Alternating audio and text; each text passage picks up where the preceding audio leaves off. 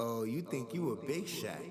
Big shot content today on the platform. We have a great man, a man who's doing great work today. Proud to have him on the platform. Mr. Real Muhammad, how you doing, man? Hey, brother, I'm just your brother. If I do anything great, it's because of the will of Allah, brother. Okay, that's what's up. So you Muslim? Yes, sir. Yes, sir. Yes, sir. So Thank how you they for say? having They me, say bro. praise due to Allah. All praises is due to Allah every day. I grew up Christian. Hey, I grew up Christian. Yeah. I grew up on Lincoln Place at the Universal Temple in Christ and God, Pentecostal church. I used to sing in the choir. Okay. So, I'm a Christian boy. Do you still like? You still not a Jew? Well, my family is Christian, so I go to church with my mother. I go to church with my sisters. I like a good choir. I like a good choir. So, I still have what you call an affinity towards the Christian community because I have a universal understanding of who Abraham is.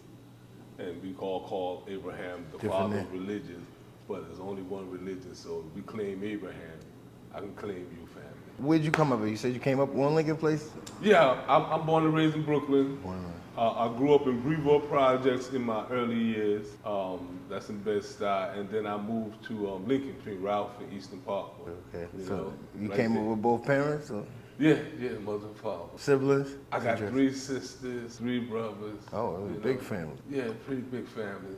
Your mother and father originally from up here, or they from the south? No, my father was from South Carolina. I think my mother was born up here. He ran away from Jim Crow. Oh. And I guess he's seen a lot of his friends probably hung, stuff like that. So he never went back and never wanted to go back. And it never really invited us to go down there. So, I didn't get a chance to see like my cousins and them down that area until I came home 30 years later. So we reconnected with some of them. So what was it like coming up in Brooklyn back in them days? Oh, first of all, when I was real young in Brevoort, it was fun because I played a lot of sports. And everybody was into sports, basketball, football, baseball. And you had after-school programs, centers. So, you always had some activities you were doing. So it was no idle time. And the people that we did see hang out on the corner at that particular time in my life, they were dope. And, we frowned upon that. Okay. At that time. We didn't understand the money aspect of it until later on. Because you're seeing them nodding as kids. I see them nodding. That was a negative aspect. Yeah. But as I grew up, because I was like in my elementary years there, grew up and became like 12, 13, 14. I started seeing the disparity of the conditions that I lived in. I started measuring where I lived at to where some of my high school friends and junior high school friends lived at. Some of them were white and they lived in the area where they had influence and they had well-to-do homes. I come out of tenement houses and projects. They got picket fence and garages and driveways. So it just immediately I seen the impact of the disparity and inequality. Not to say that that was my impetus to commit crime. No, far from it.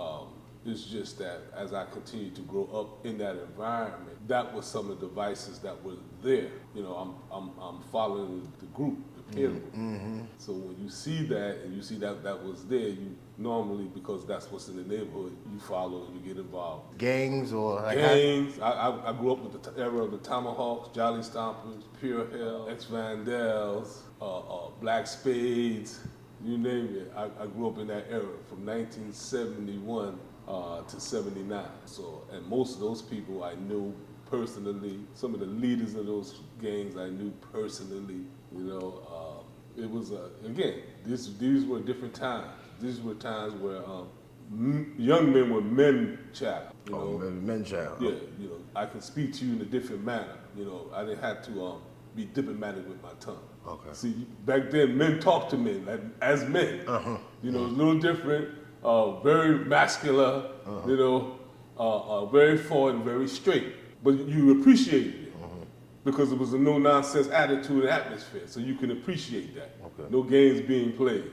Even in that type of side of the world, people say, there was rules. There really was rules in that life, man. If you was in the street, there was rules. It was rules. What's some of the rules that was there? One of the major rules was this: if you was with your family and I had beef with you, I couldn't mess with you. you got a pass. I don't care who you was with. You could be with grandma, you could be with your sister, your brother, your kids. Ain't nobody messing with you, fam, right now, you know, because that's you with your family. You know, that was a no-no. You know, today, you know, that's not even in the rules. You know, another thing, you know, if you're doing wrong and your family come by, you know, we would try to hide it because that's Miss So-and-so. Miss So-and-so know our mother. You know, we have a degree of respect for Miss So-and-so. Again, we had respect for elders. Today, that's not what's happening. What do you think got that messed up like that, sir? Oh, I grew up in a household. My father wasn't my friend. You let you know I put roof over your head, food on the table, clothes on your back. Okay, what I say goes, and that's what it was. See, today we want to be friends. You know, we want to go hang out. You know, we want to do things that separate the degree of parenthood. So you say older people trying to do what young people doing? I see that every day, all the time. You know, I'm serious. Grandma, 45, she got eyelashes on. You know, I'm serious. She want to go get her body done. You know, come on, man. This is the reality where we at today. You know, we vibrating on a very low vibration. You know, so, you know, and I don't blame us because we don't know the distraction or the control of the media and everything around us. Sometimes we think that we are in control and our thoughts is our thoughts. Far from it, far from it. We're influenced by this world, and this world has influenced us in a detrimental way. So like, how did the gang thing start? I grew up with all those gangs, and they used to always convene at this place. We used to call it the camp. It was the Israelites. And we all used to convene at this one place on Ralph Avenue, Eastern Parkway. And I'm a young guy at that time, no more than 11, maybe 12. These guys is teenagers, but I'm a man child, you know. I'm like 6 feet, you know, at 12. So, you know, in that atmosphere, even though I was young, I learned how to maneuver and move in that atmosphere. And I'm an alpha male, I'm a leader, so I didn't want to be in anybody's gang. I knew all the leaders, but I wasn't like here or there, you know. I was affiliated with everybody. And then eventually I said, the hell, let me get my own gang, you know. And I got a whole bunch of 11, 12-year-olds. And we call ourselves Murder Incorporated. You know, at that, you know, we 11, 12 years old. We call ourselves Murder Incorporated. And we was like the little misfits. Okay, You know, the little riffraff or wannabes. You know, but we wasn't trying to be with them. You know, we wanted our own identity and separation, you know. And, you know, you learned a lot about that time, too, about yourself, coming up in those atmospheres, because you with deadly people, you with people that's, you know, have evil intent, where you could lose your life, and you're in these environments at a young age on a daily basis. You're learning what you call survival and life skills that will never leave you if you survive those atmospheres and those conditions and times. So I learned how to survive early. Really, I'm a people's person, but I'm definitely a no-nonsense person too. So you finished school? I didn't go to school until, finished high school until I went to Adams. Oh. Yeah, I dropped out of school at the 8th grade, and you know I was in the streets. You know, by the 8th grade, I'm in the streets now, fam. Sticking up by 74, it's putting that pistol in your hand, taking money. Oh, you think you a big shot? Nah, fam. It's sticking up by 74. It's putting that pistol in your hand, taking money. You know, because they had drug dealers that was selling buku narcotics, and you know they didn't carry guns. I'm from Brooklyn. Well, how old were you at that time? 14. Cats, you know, Brooklyn cats was carrying that thing. I'm saying seriously. And, you know, other cats, like up in Harlem, they weren't carrying a gun because you got more time if you got caught with drugs and a gun, so they wasn't carrying no gun. And we knew that. So we would go on their block, 16th Street, you know, 112, you know, and we would get there. Come on back down to Brooklyn. And I've done that on so many occasions where I became friends with a few of those guys. You know, because like, yo, man, it's this guy again. You know, because they didn't want no smoke because they didn't have that thing. You know, but you had a few of them that had a Brooklyn mentality. Oh, okay. You know, and I became cool with them. You know, they were predators. You know, they were alpha males. You ain't taking shit from up here. You know? So, you know, that's how it was. You know, but at that time, you know, 74 all the way up into 79, oh, my mindset was that of someone a savage. You know, I didn't have no concern about anybody's well-being. You know, how they call it, they're going for the bag. Yeah, I was going for that bag. What's that Biggie lyric? My mind is on my money, my money's on my mind. That was like biblical scripture to me. Okay? That's what it was. Okay, man? It was serious, you know. Don't play, you know. And again, at that age, 14, 15, 16, being a man child, you want to be a man, but you don't have the mindset of a man. You know, like, what am I doing? What is the end result of this? What is the purpose of this? These are not questions that's in my mind. You know, I'm just doing this off because I say I got away with it. I can do this. I got a degree of respect for doing it. I like this. It's an ego thing, you know, the thrill. I come from a good family, man, you know, educators and, you know, professional people. I didn't have to do those things, but I did. You the oldest boy? I'm the oldest. So you just was aggressive. Yeah. How was the your protector of the brothers and sisters, you know, that was me. I thank God I never influenced my siblings to live the life I live or try to carry that on. You know, I made sure I put an end to that. You know, when I went to prison, I put an end to that because once I got into that environment, I seen what it was. I said, oh shit. You know, my brother used to come see me. He thought it was a joy getting on the bus, coming up there to see me. I just said, yo, this ain't no fun. This ain't no vacation. This is some serious torture here, fam. I don't think you really understand, but I want you to understand this. If you come up in this environment, I'm gonna treat you like I don't know you. For real. What's some of the crazy stories you have from being in the streets, doing what you do? Shootouts with the police. Shootouts with the police? Yeah, shootouts with the police. 67 precinct. How that You know, I happen? had the police who were after me. They were mob cops. You know, they eventually got arrested right there on that Snyder Avenue, Flatbush. Right there, Flatbush. The cops was two cops. One name was Steve Capicara, and the other one's name was Phil Eppolito.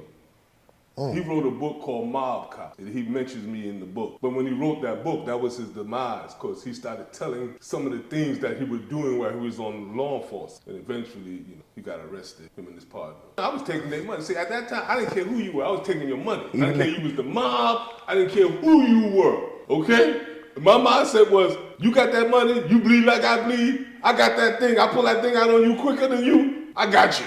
That's what it was. You know, it wasn't, I didn't care about, you know, like, oh, that's so-and-so. So-and-so got that money? Okay, so-and-so can get that. I'm serious, you know? And I reflect on that, like, yo, how did you become that? But that was a progression. That wasn't an overnight thing. That was a progression as you continue to do that and get away with it. And you think in your mind you're being successful, more aggressive you become, you know? And then the more aggressive you become, you know, you overlook much. How did the shootout with them happen? How did that go down? I had robbed one of their number houses, the Italian boys' number house. And they sent them boys after me. They, you know, at that time in New York in the 70s, police in like Brooklyn had jurisdiction. So a lot of times the police in Brooklyn couldn't go to Queens or Manhattan, you know, and Manhattan and vice versa. They had jurisdiction. And we used to see this motherfucker up in Manhattan. What they doing up here? They wouldn't have tried to arrest us, but we would see them. Like, what y'all doing? They doing up here. And you know, I got real paranoid one day because we was in the store and I felt like we cornered in. They waiting for us to come out.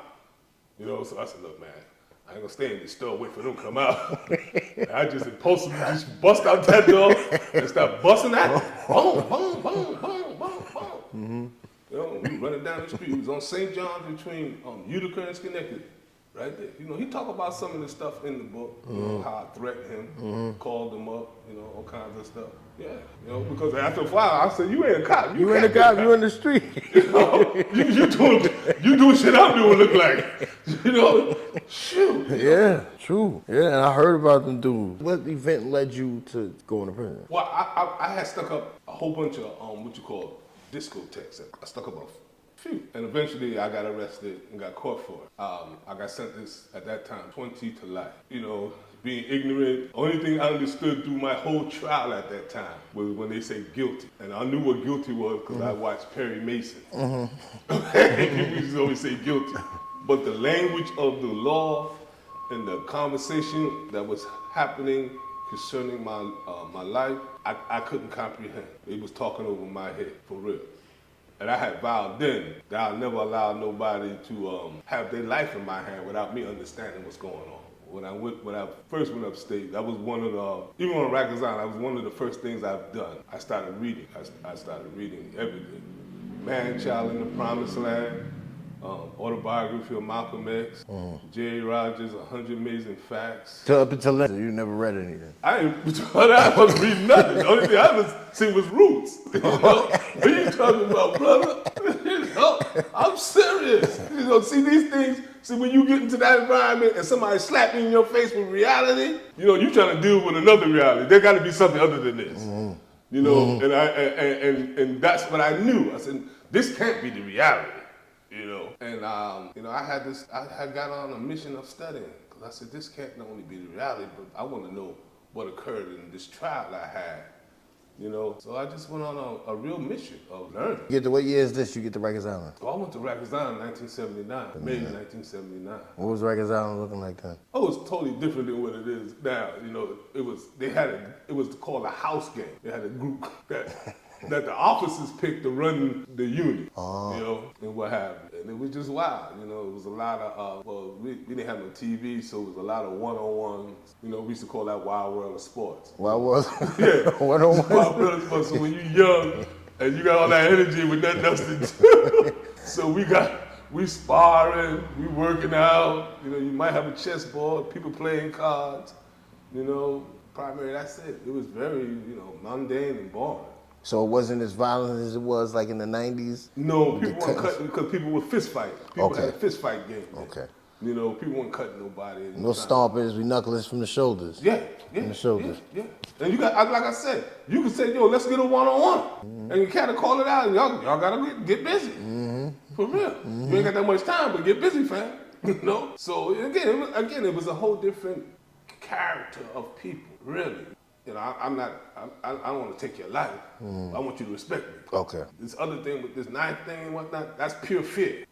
Seriously, that's pure, I'm scared to death. You know, I tell people, I said right now, in the penitentiary, them dudes need a C9 dog and all kinds of stuff, but they're just scared to death. It's crazy. Like, come on, people. You ain't gotta kill nobody. Yeah, you ain't gotta kill nobody, man. You ain't trying to kill the people that got you here, so stop it, man. Shit. What's the first prison you go to? First I went to Elmira. That's like the reception. You know, and I was at that time, I had just turned 20, so they usually send adolescents to Elmira, at that time, Sac. So I went to Elmira, stayed there like maybe 3 months, and then they sent me to Auburn prison. That was the maximum security prison for men. And I was 20. Me and my other partner was the youngest men in the men's spot. Seriously, we was 20, and I think he just turned 21. Y'all together. We together, that was my partner. He didn't have the time I had, you know, but because of his age and we was in Elmira, you know, and we were the youngest people in this spot, you can see it, you know, like, dang, yo, fuck. You know? Was you nervous? Nervous like a motherfucker. Like, what? I'm 20 years old. What the fuck, man? Look, we might have to really murder somebody up in here, fam. You know? Seriously. You know? And then when you get to see people from your neighborhood, you see them, you're like, oh, yo, what's up? You know, okay, I know some of these people here. My man, this where you been out all this time? Dang. You know, and then when you start talking to people and you see the array of time they've been there. You know, I just got there, man. You know, like, you got what in? 11? All of you, they made you do all of this? You know, like, yeah, you find it out that, bro, they don't give you timeouts, they don't give you vacations, you don't get no breaks. You do this non-stop. You know, like, wow. So, again, those realities, boy, are hard-hitting. Yeah. You know, you don't learn them type of lessons, man. You know, it's like, you just someone that just purely want to be stubborn, and what comes to you, you're deserving of. Seriously. You know, by the God's grace that I'm here. You know, ain't no guarantee to get out of there, physically or mentally. Most people I know who didn't make it out, they died in there. And then those that did make it out, they on medication, for real. Medication? Yeah. And this is the medication they put them on, or that? Well, that lost their mind, so they have to take medication now. You know, because they couldn't deal with the reality where they were at. You seen dudes lose it before? Lose it. I'm talking about lose it, bro. In 26 years and 11 months, yes, you see people lose it during holidays. Many of the men, because they still hold dear to those nostalgia moments, they start cutting up and getting sad. They don't get no letters because this is the time they spent with their family members. So they still hold that in an emotional way. And they start cutting up, hanging up. regularly. You can count on that from Thanksgiving to New Year. Every year. Every year. Wow. Yeah, that's a guarantee. Somebody gonna try to kill themselves or hurt themselves. Because they just depressed because they're not spending their time at this time of year with their family members. See, I was with a group of people where they made you become desensitized to that shit. Oh, because they gave you the history books. You want to know about Valentine's Day? This is what this is about. Or do you still want to celebrate that? Yeah. You want to know about Nimrod and Christmas? Yeah, this is the story. This, you get the truth. Yeah. And then you start comparing it to your life. Like, this is the stuff that I was worshiping. My family didn't know. And then it's kind of hard to swallow this because you're saying, why wasn't this information available prior to me coming here? What is this? This is, again, a conspiracy to hide this information? Of course. Because once you get this information at an early age, your whole perspective of life would change. We wouldn't have to encounter criminal behavior or their so-called justice system. Really. Because we would not only know better, we would definitely be doing better. Seriously. But because we don't know better, and they still have us trapped in the way where we think less of ourselves, we can't move forward. When I met you, most people wouldn't never expect to see me doing that type of work. What are you doing? I'm asked all the time, you a politician? No, I'm just your brother. I'm a concerned citizen. A black man can't be well-dressed and have a purpose in life. He got to be a politician. He has to be somebody. He just can't be himself. See, that's when things is far off from us. We got to be somebody and to be in an atmosphere of concern. No, I'm just concerned about, what's happening to my people. And if I can be in this atmosphere and I can offer some solutions to some of the problems, that's what I'm for. I had 27 years, damn near, to think about this stuff, bro. You think I ain't got no solutions to problems? I got solutions, boy, like up the sleeve. You serious? Come on, brother. That's why I be laughing half of the time, because life is what you make it for real. But I live a life, man, that I never imagined would living. Seriously. I'm like, man, somebody told me, man, what we call living a life of a square could be productive, could be financially, advantageous, and you ain't got to look over your shoulder. You ain't got to owe nobody nothing. You ain't got to worry nobody telling on you. And I don't hide my past. So you can't use that against me. I'm going to tell you up front, I'm formerly incarcerated, fam. So, you determine whether you want to fuck with me or not from that. Seriously. We're not going to play no games. I'm going to let you know who I am, what I was, and you watch me. You make a determination from there, okay? That's all. Well, I'm going to be me every day. So you in Auburn. So what's the process like when you coming in this? Well, when I get there, it's a big facility. At that time, I think they may have like 1,500 plus men there. And they had industries, like they make the license plates for all the New York State vehicles. So, that's one of the biggest money makers there. I'm 20, my partner, he's 21. And most of the men there are like 25, 30, 40, 50. People got 5 years, 10, 15 years, 20 years, and the type of years they have, I can't fathom, but I'm expected to do because I got time like that. So I'm getting a chance to see, through them, what this is about. Luckily, at that particular time that I was there, this is what I would call a light in darkness. They had a lot of political prisoners there, a lot of Black Panthers, a lot of people from the BLA, a lot of men that was in resistant groups, and they were actually fighting against imperialism and the way America was treating Black people. And as a young man, I don't know that. I heard about the Black Panthers, but I don't know, exactly what they're all about. And every time I heard about them, it was through the media and it was from a negative standpoint.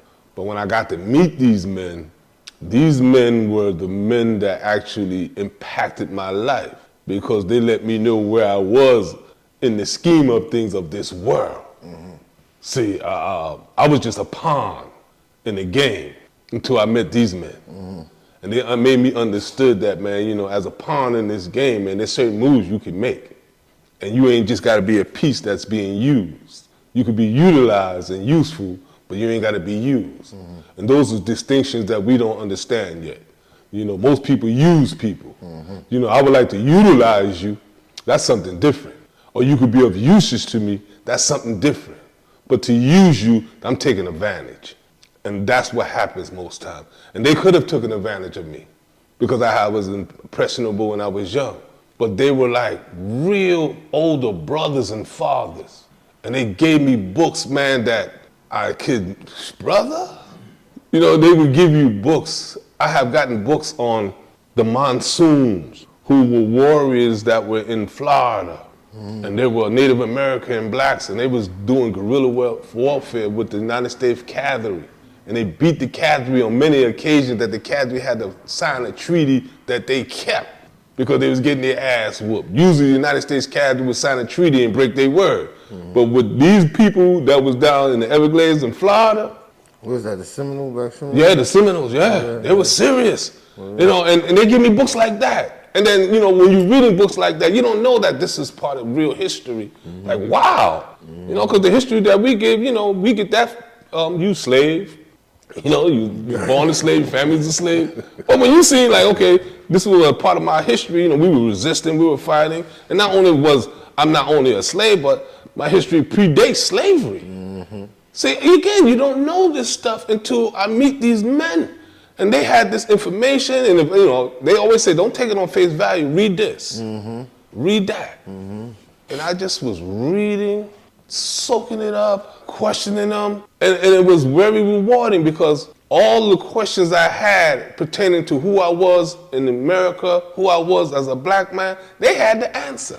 But they were locked up and they were confined because of their political belief and because of their mind. How did the police treat them? They were very fearful of them. I kid you not. They were very fearful of them. Most of them they kept in solitary confinement. You know, like, I knew one guy, you know, named Noah Washington. You know, he was like the architect of the BLA. And every time he went to the package room, he went by himself. And they literally gave him the package and a knife to open up his own package because they thought there was going to be a bomb in there. Seriously. Every time he got a transfer, he went by himself in a car, helicopters, you know. Yo, seriously. They were they were definitely afraid of these men. You see, because of their mind. You know, and I'm like, wow. You know, dang. They're constantly educating themselves, but they're trying to educate the young brothers too, because, you know, they want them to understand. I knew they wanted me to understand that, look, this thing is bigger than what you've done. This is all by design, and what you're fighting is systems. You know, you gotta know how to fight systems. You know, you're not fighting a visible thing. You know, some of us will get so angry and we just strike out. What were you striking out to? And what are you striking out against? And are you making any gains or headway? See, once you know you're fighting a system, you study the system, and then you look for the weaknesses in the system, because all systems got weaknesses. And you just start dismantling. You know, you just start from piece by piece, dismantling it apart. And it takes a whole bunch of people. It doesn't take not one person. It takes everybody getting in where they fit in. Because everybody got a role to play. Some of us just don't know our role yet. But we all got a role to play, seriously, in this battle. And I had learned that from those men. You know, I didn't know that stuff. You know, I didn't know anything. I just knew that, man, I was a young man who was facing an enormous amount of time. How I'm going to do this time. And I don't want to be the same nigga I was that got me here. How long were you there before you seen violence? But violence happens sometimes every day, you know, because it's a world in there, you know, like, say like out here, you know, people owe people money, you know, people disrespected, all kinds of stuff going on. So you're gonna see violence popping off, man, on a regular, you know, after a while, because you see it so much, you're gonna be able to sense when something's getting ready to pop off. You just step out into the yard and say, yeah, something's getting ready to pop off, everybody on the wall. Yeah. You just get on the wall. That's all. You see everybody on the wall, something about to pop off. Mind your business, get on the wall. You know? Sense. You know, you can sense being in those environments and those conditions for that long, you know, it's called discernment and alertness. You can sense and smell danger. And it's something that I tell people you should never get rid of. It'll keep you alive. Did you have any problems in there? Oh, no question. I was in riots. You know, I done stabbed people up. Yeah, I done been in a few riots. You know, I was in a riot in Southport in '91. You know, I was in riots in Auburn. How did it happen? How did the riot start? Well, they had just opened up this facility, Southport, so it was brand new at the time. And they didn't know how to really run it. You know, there was no rules, there was no policies. Matter of fact, when you got there, you already got handcuffs on. They would put their handcuffs on you. So you got 2 pair of handcuffs on, so they let you know, we got you. And then once they threw you in the cell, you was just there. You know, you didn't come out. You didn't know when your meal was coming. You didn't know when you was gonna eat. You know, and on the visits, they were doing a lot of cutting, so they put people in cages. And you still had your shackles on, so I'm in a cage with shackles on. It was just barbaric. You know, it got to the point where the men just couldn't take it anymore. You know, really, you don't have no policy. We don't know when we get in the shower. You definitely didn't get no phone call. So the men just couldn't take it anymore, and they took over and refused to lock in. I think they took some hostages, you know, and for like maybe, 2 or 3 days. And then they got this CERT team that comes in. It's paramilitary group. I guess some of the best in their correctional thing, because you can see everybody look like they on steroids, you know. And they come back to take care of the prison back, you know. You know, Cass was, you know, fighting, you know. So, and let me show you the most funny thing about it. At that time, I got like 11 years in, right? It's 91, 92, yeah. So I've been down a while, so I know a lot of these police. So, you know, at the time, you know, I got dreads, and they used to call me Rasta T. So when the police come down to my cell, he looked, and he knows me, but he got this mask on and everything, so I don't know who this is. So he pulled his mask, they say, "Yo, Mac." I said, "Oh." I knew who he was. This was an officer from Attica I knew. He said, "What the fuck is you doing in this madhouse?" I said, "Man, this where they bring me at. This shit is crazy." He said, "Yo, put your shorts on," because they wanted everybody to strip. He said, "Put your shorts on. I'm gonna get you out of here." He said, "Turn around." I turned around, he put the cuffs on me. He personally took me out and took me up to see a lieutenant. And told lieutenant, you know, he wasn't in the ride. He was locked in his cell like everybody else, but he needed to get out of here. Oh, that's what's up. And they put me on the wall with like maybe like 15 or 20 other people. 2 of them I knew. I said, "Oh, these look like the troublemakers on the wall." And they sent us out and they shipped us to a prison called Comstock. You know, they got us out of there because they said, "Yeah, you know, this place is a crazy spot. You know, we don't know, you know, what happened, how you got here, but you out of here." And that was the only time somebody ever cut me some slack, for real. You know, and I could have been messed up in that spot, bro, because they was coming back to take their prison back. So what they definitely throwing somebody. Oh, they was beating everybody up. You can hear them, you know, as they coming down the stairs. You hear people, ah, you know, like they getting closer. They getting closer. You like, okay, when they get here, come on, let's go. You know, well, all right, bro, nah. Yeah, that's how it really, really, really was. You know, people were fighting and resisting. You know, people weren't just like laying there waiting for somebody to whip their ass. Did you have any problems with dudes trying you? No. Right. See, because when I got busy, you know, it was a demonstration, an example made. Okay. So they understood, like, yo, you go after Rasta, bro, you better make sure you coming for real, because, you know, he got to the sunburn out. You know, he acting like it. Some of the most infamous prisoners you've been around. Oh, a whole bunch, man. You know, I've been around Sam, son of Sam. You know, How was he? Sam liked to play handball. He was a handball player at that time. Yeah. He was in Attica. You know, I was around Sam. We was in Clinton down at Maury together. You know, there was a guy who was a world famous racehorse trainer. His name is Buddy Jacobs. You know, he was a multi-millionaire. I'm talking about Kentucky Derby. And he went to prison for killing a woman, a model. And this man was, he was trying to buy blueprints of prisons. Because he was trying to get out of the prison. See, let me tell you about white people in prison. White people always thinking they escape, always. Let me tell you something, because they don't like to be captives. They know what freedom is. They're always trying to escape. Always. I kid you not. They always thinking about getting the hell out of there some type of way. And guys knew that Buddy was one of those type of white guys, so they would make up blueprints. Give me 1,500, buddy. It was just crazy because he was a multi-millionaire. Oh, it was just crazy, man. People would just come up with, I'm like, this motherfucker don't care. He don't even know how to go out the front door. You gonna buy this, and they buying it. I'm like, boy, and he get busted, then he go to the box, because I met him in the box, you know? I'm like, God damn, man. You know, this is, you know, it's just a world unto its own. And the incidents are laughable now, but at the particular time, those are serious incidents.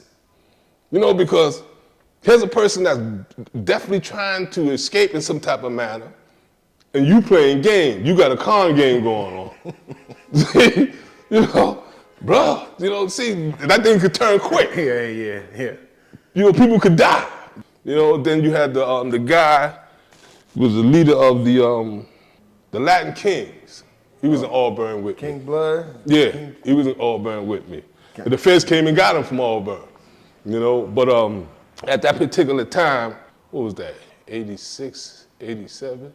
You know, the gangs weren't populated like that. So he wasn't no standout individual. He wasn't until he left New York State. That's when people started knowing about him. So at that time, he was in population? He was in population. He wasn't running nothing.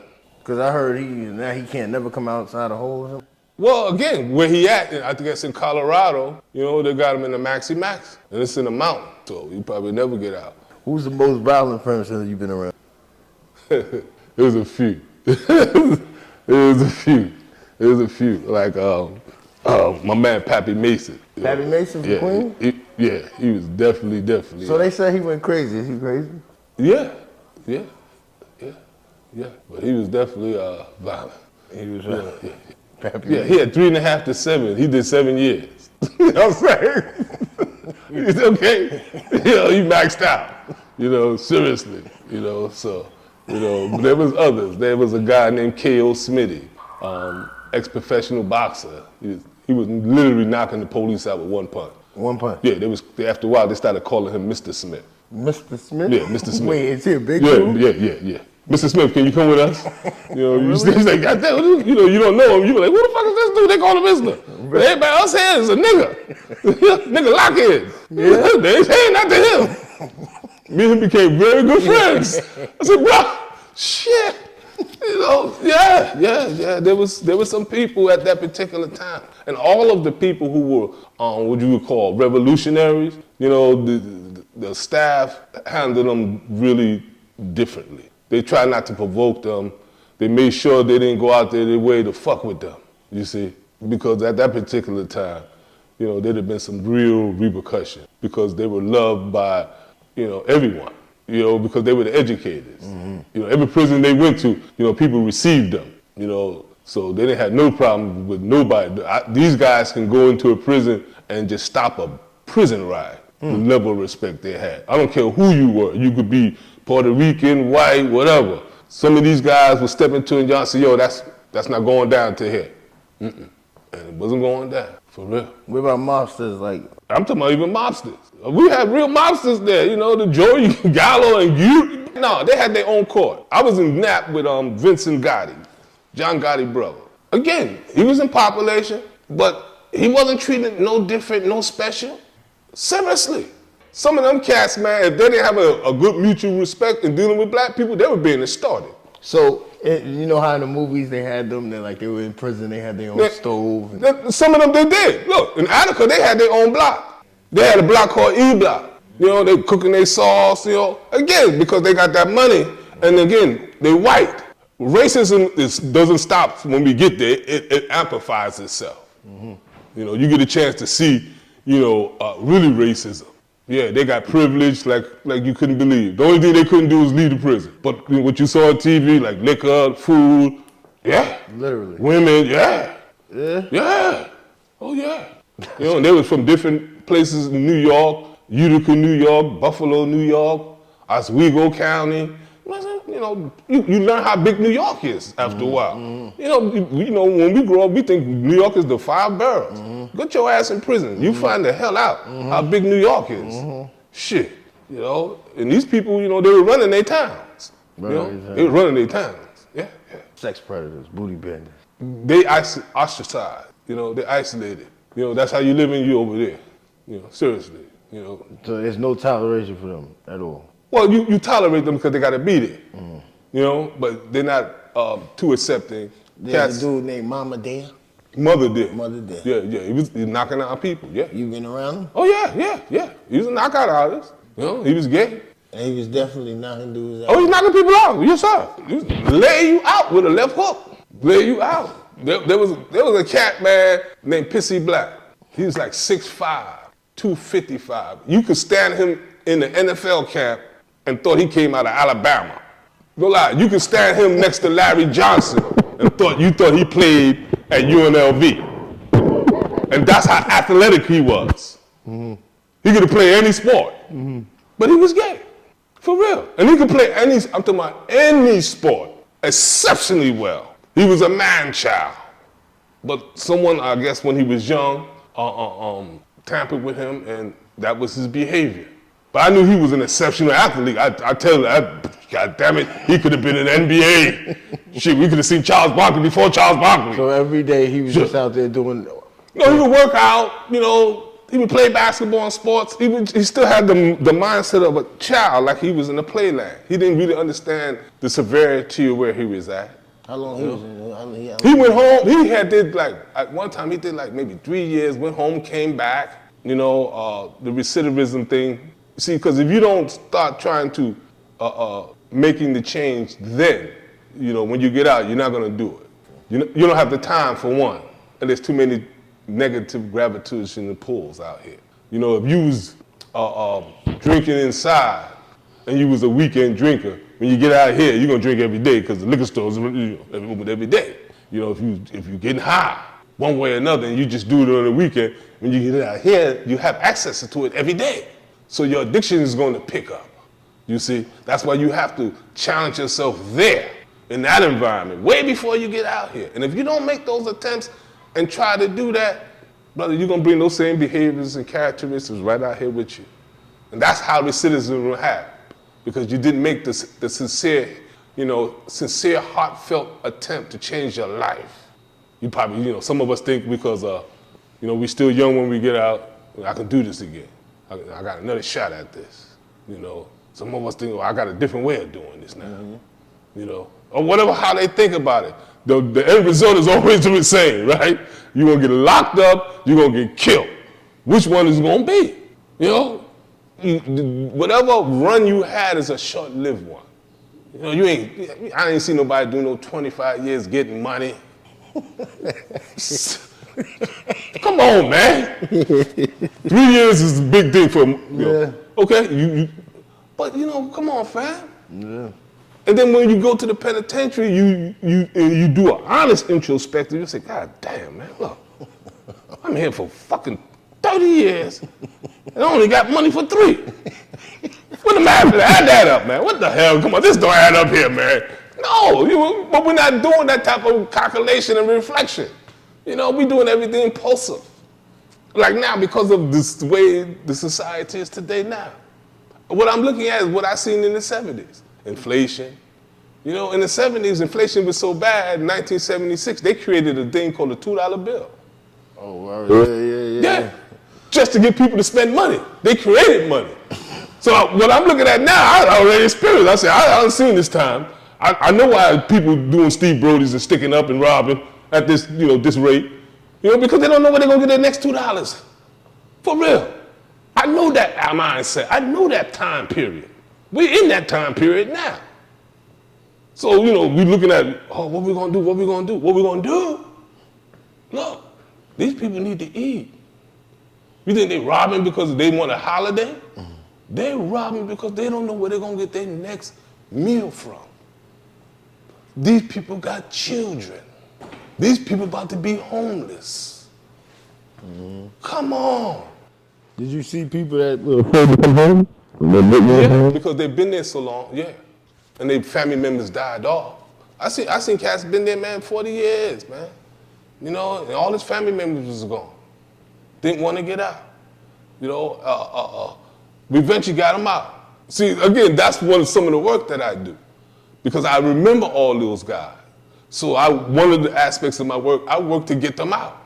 There's a group that we created called Pre-Parole Prep. And if you've been to the parole board like maybe 3 times or more, they automatically take your case. All you gotta do is write to them and say, hey man, I've been to 3, 4, 5 parole boards and I need some help. And they help you. And most of the men that I know, they've been to 10 parole boards or more, for real. And they're now like 70, 80 years old. All right, so you see, we was talking about Pissy Black. Whatever happened to him? Like what? I think Pissy Black, when he came back to prison, he's still in prison. Because he had a substantial amount of time, you know? Got older. Yeah. You been in solitary confinement yourself? Yeah. How long? I What's the spent longest 7 you years up in there. You did 7 years? Yeah. Straight? Yeah. Yeah. Wow. How did that do? Like, you know, what was that? you know, again, most people it disturbed. It disturbed me in the beginning because I'd never been under no circumstances like that, you know. But again, I met most of the people who were BLA and Black Panthers members there. The education begins. You know, what you up here for? You ever read this book? You know, and that's one of the things when you're in that environment. Reading, you have to create a regimen, everyday regimen, or else you will lose your mind because nothing changes. The color don't change, the sound of the water dripping don't change, the smell don't change, the office, nothing changes. So you better develop a routine so you can break the monotony. You know, the days that you wash your clothes, you know, the times you work out, the times you read, you know, or times you write, all of that. And that helps the days go by and you don't lose yourself and lose time, you see. It doesn't change, so you forget that Monday's Monday. Like, what is today's day? You know, and if you get a newspaper, the newspaper's at least a week old. You know, that's recent. You know, the week old, yeah, that's recent. But you get a newspaper 30 days, maybe 4 months old. Yeah, let me get that. You know, because you don't get no news. Particularly if you're in the box, you know, the headphone thing don't work. If you're in certain prisons, like in Clinton and Attica, all you're hearing is country music and country and western. You know, you don't know what's going on in the world. You come out that box, let me show you something, man. All right, I come out the box, I go under the box, right? And they let me out, what was it, from 81, I think they let me out, was 86, 87. At that time, I get to Clinton, and the people got 8-track tapes. Mm-hmm. And the guy's playing Luther Vandross loud in the speaker. And I haven't never heard of Luther Vandross. But I like this song, you know? I'm like, oh, that's a bad thing. And so the dude said, yo, Ross, where you been at? I said, where I been at? Where you been at? You know, I'm getting a little offensive. Where you been at? He said, no, where you been at? You ain't never heard of Luther Vandross? Everybody done heard of Luther Vandross but me. I said, man, that man played that 8-track tape maybe like 10 times for me, brother. You know, and I became a Luther Vandross fan, but I never heard to 1986. You know, I don't know about no Luther Vandross.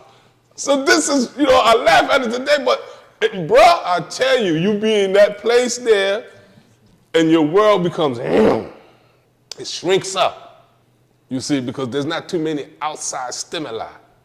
It's good and bad because you in an environment where you have to deal with yourself. And if you don't know how to deal with yourself, then you're in an environment where you're about to lose your mind, okay? Because things are gonna start, you know, hallucination will set in. Okay. How was it coming out of there? I became an introvert. Yeah. See, when you come out, you don't want to mess with nobody. For real. You don't want to mess with nobody. You know, you don't want to talk too much, you know, because you've been by yourself for so long. So, you know, you have to acclimate yourself to the population again. It takes some time, you know, it takes some time.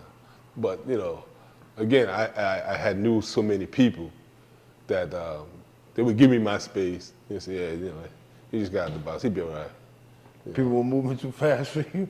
Moving too fast, you know, just looking at everybody in the way, because I'm just coming, you know, when you in that environment, you know, you in a, what you call a real safe place. So when I come out of there, I don't know the movement of the people or the rhythm of the people. Mm-hmm. You see, so everybody's a suspect until, you know, I check you out, or, you know, there's somebody who I have a great deal of respect for, and they'll say, okay, no, he good people, you know, that's called pulling your coat. Okay. You know, that's the term. You know, somebody, again, when somebody pulling your coat, listen. We don't listen to them today. I ain't trying to hear that shit, OG. Ah, you gotta listen to that. Okay, when they got that thing on you, don't call me, okay? Because I tried to tell you that before they did that, okay? See, that's where I can help you at. Once they got that on you, I can't help you, fam. They got you. See, I can help you before all that happened. But once they do that, they got you. Now, you know, whatever was told to you, now you want to, you know, like take that in. Yeah. You know, I'm sorry, it's too late now. Too late, too late. What led you to doing that long? What happened? For What? you to do that long in service? Oh man, it was all kinds of shit. Like, again, fucking with my man Pappy Mason. You know? You know, there's a book I wanted to read. He had it, right? So I said, yo, man, let me get that book. So I had to go down to the cell to get the book. At the time, they're doing the count, so they closing the cells. So I get the book. By the time I get to my cell door closed. So the police said, you late for the count. I'm gonna put you down for attempted escape. What? Yeah, so I said, what? Get the fuck out of here, open my cell. I'm right here. He come down and he said, what did I tell you?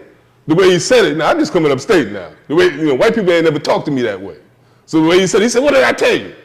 I said, what are you talking to? And it was just all from, you know, he got a few of them pieces and, you know, then he had to call to some backup. You know, and my man is still out on the company. So the doctor come running down there. It's on now. It's like, all right. Yeah. So you knew Pappy from the street? Yeah. I knew from the street, yeah. You knew King Tut? I knew Tut and all them dudes. Yeah.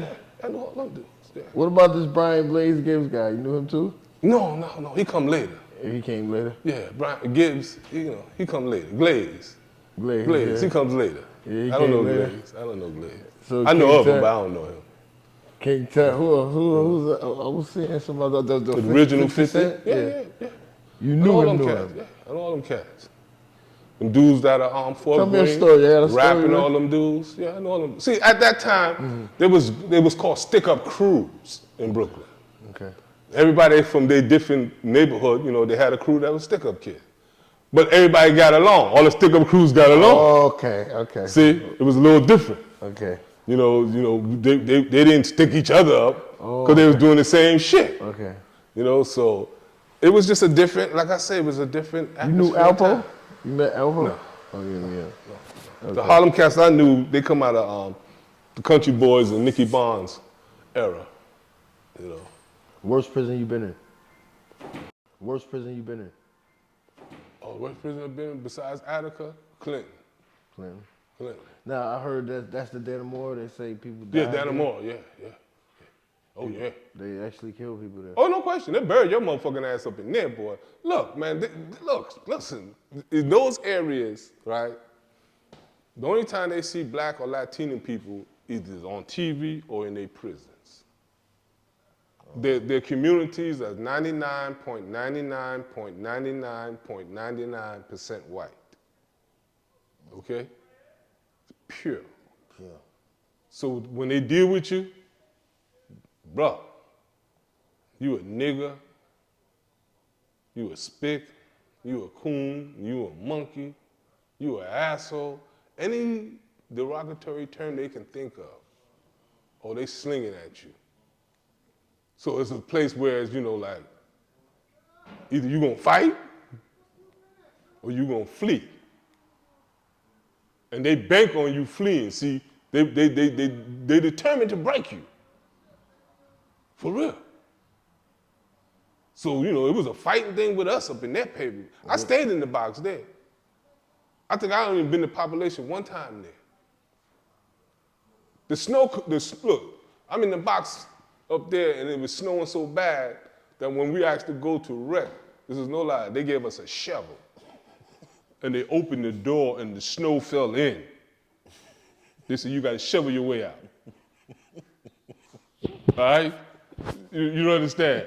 And we doing this for a week every day, going to about 1 hour wreck shoveling. Until we get out there, we make steps and everything. When we get out there, the snow was over the basket. We sitting on rims of the basketball court, 15 feet high. That's how much snow was up there, okay? So again, and it's brutally cold up there. Brutally cold. You know, so you was like saying, what made them decide to put a prison way up here, under these conditions, with these folks? Yeah, they murder you and bury you right up there. Most talented people you've been around up there. Oh, I seen some musicians that was phenomenal, man. These guys were, phenomenal drummers, guitarists. I met a Latino guy in Green Haven. He played like Carlos Santana. Yeah? Yeah, he's bad. He's home now. His name is Chino. A hell of a guitarist. Seriously, he should be right now making money because he can play. I met some talented basketball players. For real. Some of these dudes could play Division I, sports. They were that exceptional. I met some brilliant people, mathematics. I met a brother that was an astrologer. And when he got out, he went to the people from the Hayden Planetarium hired him. So I knew he knew what the hell he was talking about when we was in there. Because them scientists came and got him. Oh, yeah? Yeah, they came and got him. He wasn't home a month. He lived up there in Middletown, New York. They came and got this guy. Seriously. Again, in that period of time, I've met all kinds of people, for real. Famous people? You consider them famous. There was a few actors. There was one guy there. Tyson? No, there was a guy there who was an actor, and he was a writer, but he wasn't famous. He was famous behind the scenes. And we used to write for Miami Vice and all these, and he, got strung out on crack, but he still had influence in Hollywood. And once the people knew where he was at, he had them come in and filmed a Nike commercial in prison. He'd bring the cameras in, because he was teaching guys all of that. And he was able to bring Nike in, and they shot a Nike commercial. And he was telling guys, he was like, look, all y'all can do this. He said, what they do is, they bring us to a room in Hollywood, and we write scripts out, we think of things that this should be in there. He said, because we all got imagination. He said, I ain't go to school for this. He said, none of them went to school for this shit. They friends. Yeah, he said, their friends get them the jobs. For real. So he was like, what? This guy the hell out of here. He said, no, you ain't go to school for this. Yeah. Like in the Midwest and they'll have like segregation, whites and Mexicans. It's like that? Well, in the beginning, when I first went in the early 80s, yeah, white sat on one side, black sat on the other side. But that shit quickly, by 83, 84, dissolved. Because, everybody was, before that, everybody still was hanging out with each other. It just got to the point where it's like, man, this shit don't make no sense, man. We're gonna sit over here, what have you. So. The longest terms you've seen, like the prisoners you've seen that did the longest term? Oh, man. Who did the longest time? Wow. Okay, Mr. Smith. What's the guy name? He was like a jailhouse lawyer. He was famous too. He did a lot of work for people. He was a Jewish guy. I forgot his name. Yeah, I forgot his name. But he's famous because he did a lot of cases. He never got out. He died in prison. The guy named Bill Phillips, he was the guy that was with the Kerner Commission, I believe, when they was investigating police departments for corruption. He was the guy that spilled the beans on them because he was taking money, and I think he killed the pimp. He was a cop, NYPD, and he was there. He worked in the law library. He did that. Yeah, Larry Davis. Again, some of the mobsters that were there, everybody know about the name brand people, but they got a crew. And no people don't know these cats, and these the cats that do the work. Oh. See, I knew a few of them cats, and they were real mobsters, no lie. They still can get things done, for real. I've seen guys go home and they needed a favor. Hey man, can you ask John, all right, I'm gonna get you a job in this building over here in Utica, New York. Guy moved to Utica, New York, he got a job. It's still to this day. Yeah. Damn. Yeah. So the mob is still around. They just ain't. Yeah, they just ain't, out front because there's so many different other mobs now. You got the Russian Albanians, you got the Dominicans, so everybody's into the criminal where it's crowded and ain't that much money there no more. How you feel about the death penalty? Oh, I'm against that because I know too many people that's innocent that is in prison. Really, I've hung out with guys. There was guys who were my friend. When the guy complain every day that he's innocent, well, I'm talking about for like 12, 13 years. Every day. Every time you see this motherfucker, that wasn't me, man. And it get irritated. Like, yo, man, I know, man. This was my friend. We work out, we eat together, and one day they called him. They said it was like 3 o'clock. They said, listen, you got to pack your stuff. You going home. He almost fainted. He said, I told you. I said, I believed you all along. I know you. Then go get your shit, get out of here. I'm so glad you went out of here. For 12, 13 years, every day, I was in Auburn with him. All right, we was in the box. I was in Nap when I got out the box with him. That was like, 89, 90. He was complaining. That's where he went home from. He was complaining from there. For real. I swear to God. Yo, Man, what's the name? every day. Crown Heights, wow. Yeah. It's crazy. The things that, again, you get to see. I've seen a lot of murders in there. I've seen a guy get burnt up in the cell by his co-defendant. Yeah? Yeah. Oh yeah. You see a whole bunch of stuff, man. I've seen people get murdered on their weight court. Really. How you got a particular name? Just like this. You learn just like this. Like you look like a different way, you dead. You dead, everybody going in. So you the time. They gotta go back to the yard. He's still out there like this here. Yeah. Murdered. Right there. And this what is gang stuff? It was a drug deal went bad. He didn't pay his debt, stuff like that. I was there during the times where the black nationalists were fighting the guys who allegedly killed Malcolm X. There was a war going on. People don't know that. The guys who were accused of killing Malcolm were being attacked by Black Panthers and BLA people, black nationalists.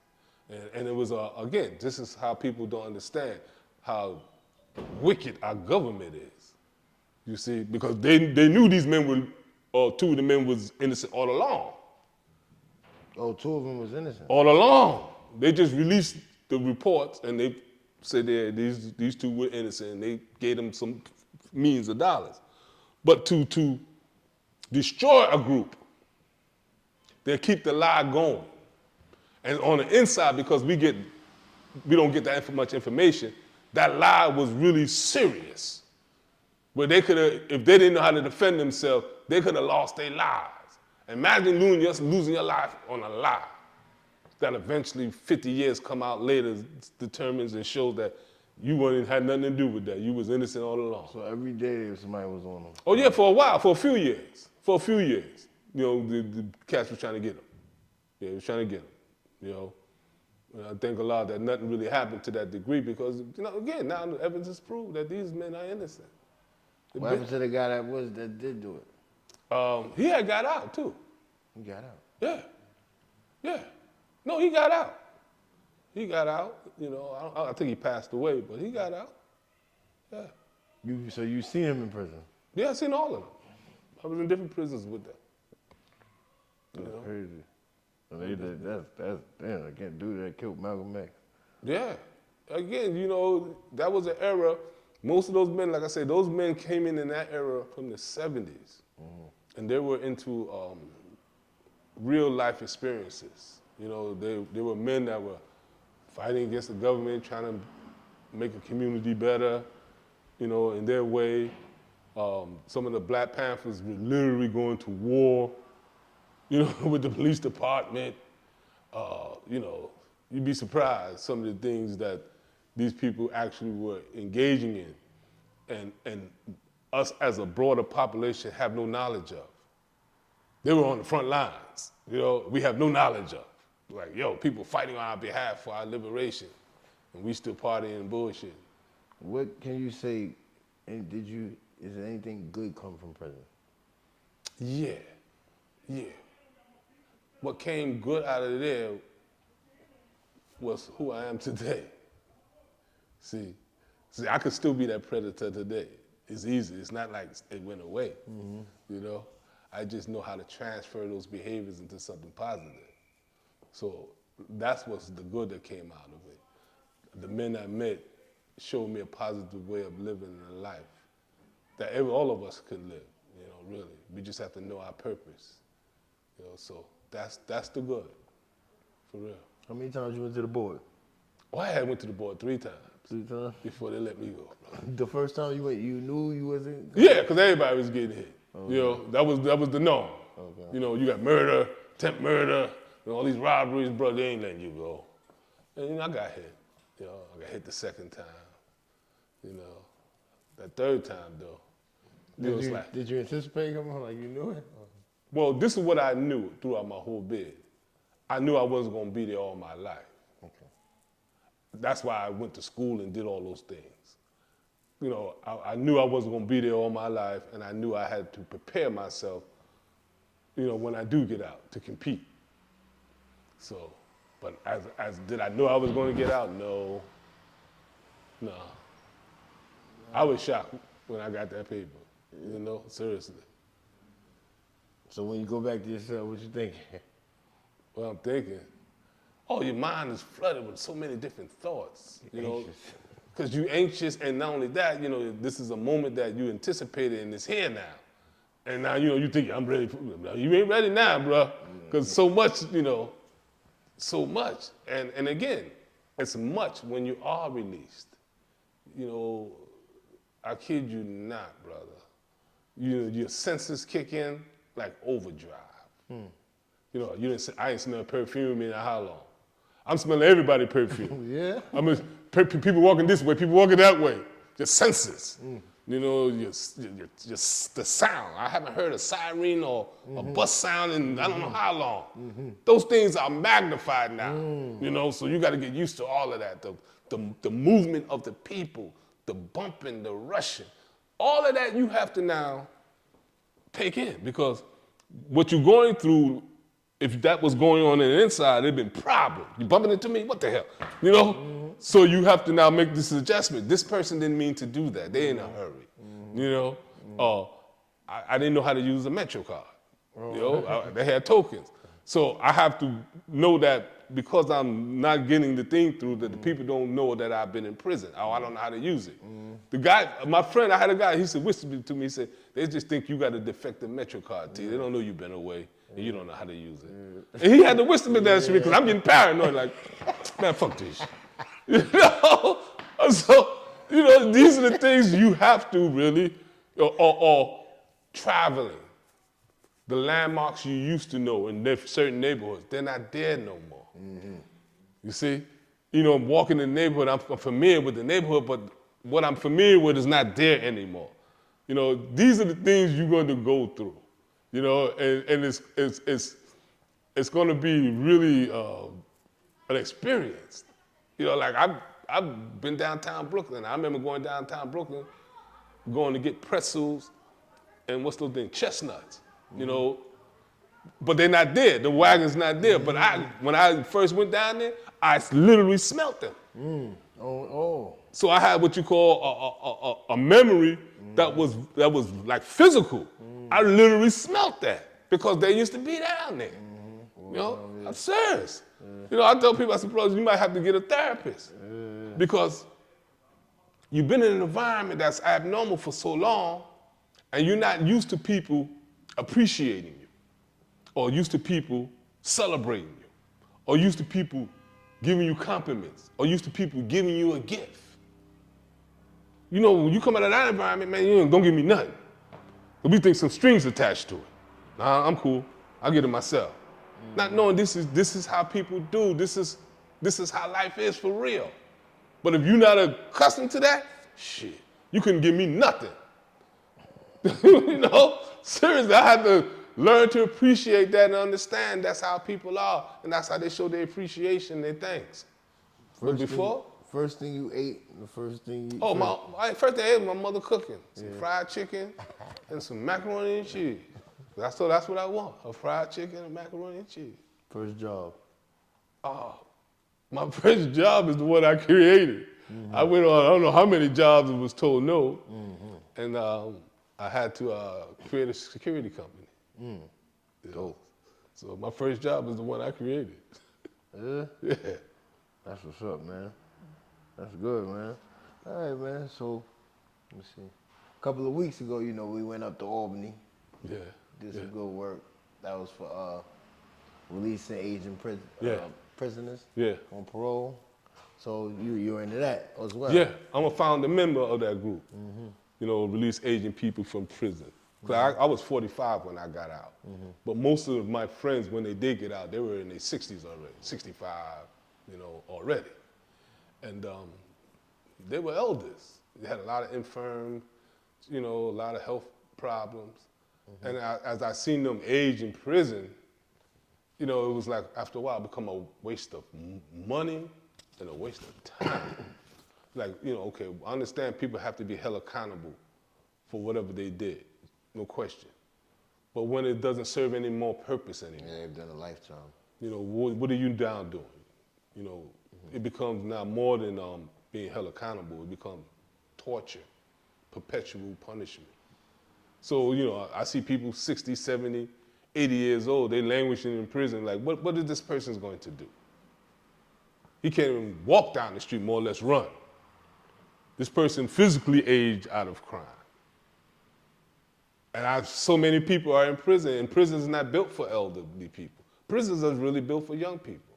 There's no ramps there, there's no holding rails there, there's no escalator there, there's no elevator in there. The health is atrocious.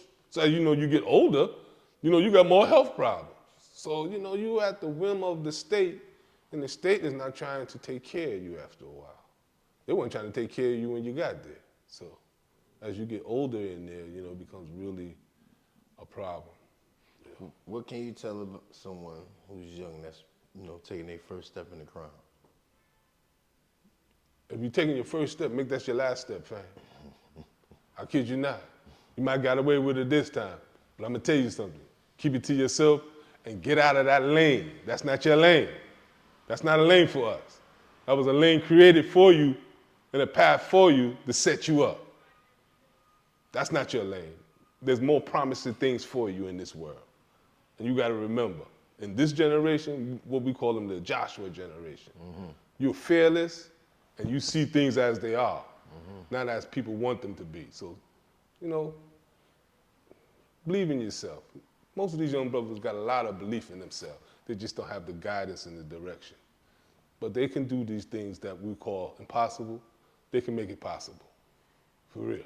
This is their generation. You know, you look at the technology, how they utilize it. You know, you see how they really make something out of nothing. Okay, so they can do the impossible. Where it's just that they need the guidance. That's all. That's it. All right, man. I'm Lancelot. Thank you for coming out, man. Thank you for having me, beloved. Mr. Muhammad. Anytime, man. Thank you, Anytime. man. This is Anytime. Big Shot Content. We out.